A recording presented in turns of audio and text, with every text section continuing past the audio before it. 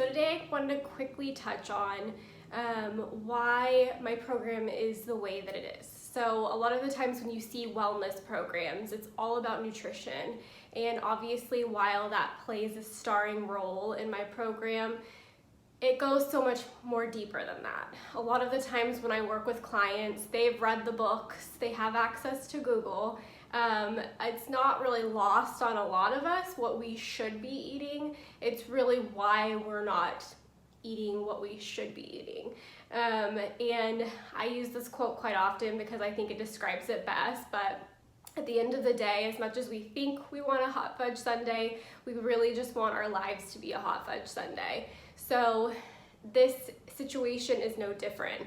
So you could be eating all of the best things on the planet, but really and truly, if you're unhappy in your job, or you're struggling with relationships, or you're not really fulfilling your purpose or the things that light you up, that can manifest in your body in many different ways. Oppressive thoughts, different behaviors. You could, experience things all the way from feeling like you have fibromyalgia, migraines, headaches. So not only does it manifest from more of like a metaphysical stance, but it really is so physical, it's biological. When we function, we either function with our sympathetic nervous system or our parasympathetic nervous system. When one is on, the other is off. So this is really more commonly called your fight or flight mode, or your rest and digest mode. And so when you're having these hard times, or you're prone to overutilizing your sympathetic nervous system, and that can honestly be too much coffee. Your adrenals are pumping, that also gets your cortisol pumping, and then all of a sudden your body thinks it's in a state of survival.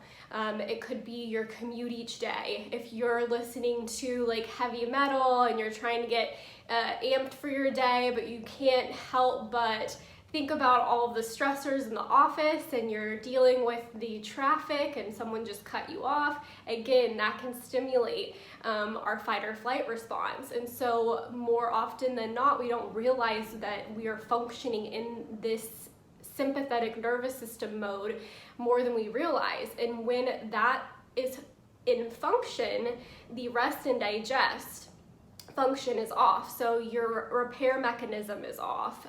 You actually store fat because your body's, again, you think you're surviving. It needs to survive, so it's not going to worry about, utilizing or burning your food for energy. It's going to store it as fat, worry about it later because that's not important.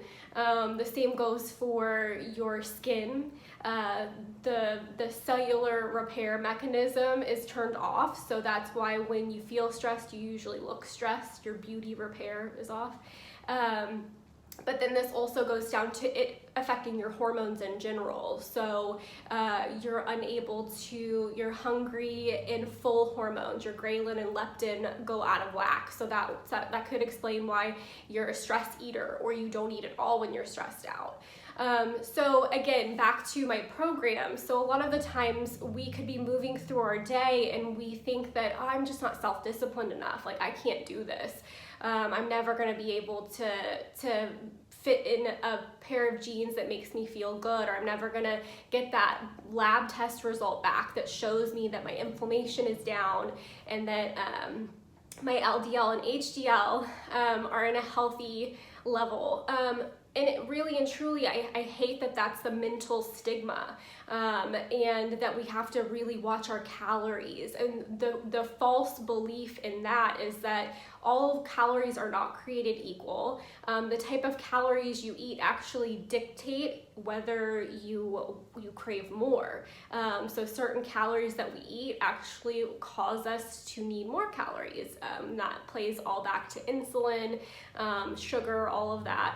So, and then the last thing that goes in coincides with this is that, the food we eat is information. So with every food that we consume, with every bite we eat, with every drink we sip, that is information that our body carries on what to do next. So it's going to determine whether we are functioning from, DNA plays a part in this, genetics, but it affects it. It's called epigenetics. And so the food we have, it's going to play a role in whether we are predestined to have X, Y, or Z, and how relevant your genes are, whether you're eating foods that are supportive of your genetic expression or to your detriment, where you will be falling victim more likely to something that has been hereditarily passed down. But epigenetics shows us that the food that we eat can play a role in altering our genetic expression to our advantage as well. So I would love to think there are some people out there who can read a book and it can change their life, and they're like, aha, I'm supposed to eat clean foods. I'm supposed to eliminate genetically modified foods. I'm supposed to remove pesticides because I realize that affects my microbiome. I need to remove the amounts of high glycemic sweeteners I use because that too affects our dopamine receptors, and so it's high reward. So anytime we focus a lot on sugary foods or foods that metabolize into sugar, instantaneously we get that reward system going off. A lot of people don't understand that. They don't know that, a lot of us are not only emotionally addicted to food, but biologically addicted to food. So when I work with my clients, we're able to identify those areas of concern. And so if you've been one of those people who've really tried everything, you're exhausted, and even the thought of speaking to somebody about another diet is really stressful, and that's not what we talk about, to be honest. And I think I do shock some people sometimes because this isn't like a tutorial of this is how you're supposed to eat. We don't do that. We actually talk about what do you eat now, and then we identify why you eat those things, if they're things that you're not supposed to be eating, or if you're currently kind of eating okay but you're not seeing results, you still are manifesting certain symptoms. Like I go back to before, if you're eating perfectly and you're maybe in a stressful state in your life and you're perpetuating behaviors or oppressive thoughts, or even the mean things we say to ourselves can, again, it can signal stress in our bodies, trigger fight or flight, and we could manifest all these issues because our hormones are in disarray. So that is what we do in my program. We talk about, all of these things so that we can identify really at the heart of what's going on, because again, it's just so much deeper than the food that we eat, and it's why we eat the food that we eat and all of the things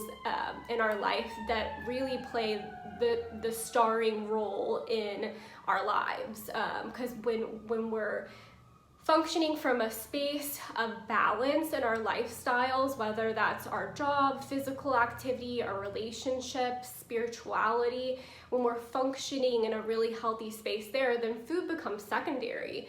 And then yes, then we can talk about the things that you could entertain adding to your plate or eliminating in your diet or in your pantry, which can, it's like the classic thing that you would assume would be in a nutrition consultation, but that's really where the integrative nutrition component plays a part, is because it is really a more of a broad spectrum. So if you're interested, I do offer the complimentary health history. It's a great opportunity to find out, what it is, what you are doing, what you want to improve, and how I can potentially help you. So if you have any questions, feel free to reach out, and I hope to hear from you soon.